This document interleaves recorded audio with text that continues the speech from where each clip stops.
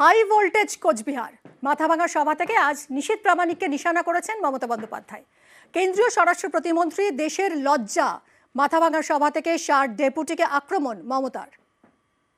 আপনাদের একজন বাবু যার বিরুদ্ধে হাজার হাজার কেস আমরা দল থেকে তাড়িয়ে দিয়েছি। আমাদের দলেও ছিল আপদ, আর বিজেপির আজ হয়েছে সম্পদ। শুধু গুন্ডামি করে বেড়ায়। আমি শুনেছি সেন্ট্রাল গভর্নমেন্টের পুলিশের টুপিও নাকি পরে। আমি ভিডিওটা চেয়ে পাঠিয়েছি। 4-5 গাড়ি পুলিশ নিয়ে ঘুরে বেড়ায়। কদিন আগে উদয়ন গুহকেও অ্যাটাক করেছিল। আসামের সাথেও কানেকশন। কিন্তু বাবু, আমি একটু বলবো তোমার বিরুদ্ধে কি কি কেস আছে? আমার কাছে সব নথিবদ্ধ করা আছে।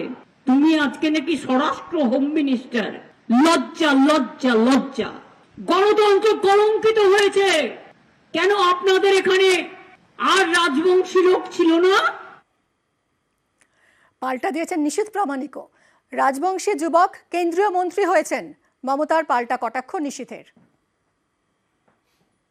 আসলে হিংসা হয়, মমতা বন্দ্যোপাধ্যায়ের হিংসা হয় যে কুচবিহারের মতন জায়গা থেকে একটা রাজবংশী ছেলে সে গিয়ে দিল্লিতে সেখানে সর্বভারতীয় রাজনীতির সঙ্গে যেমন যুক্ত রয়েছে, সেরকম একইভাবে মোদিজির যে সরকারের উন্নয়নের প্রকল্প সেগুলোকে আগে বাড়িয়ে নেওয়ার চেষ্টা করছে।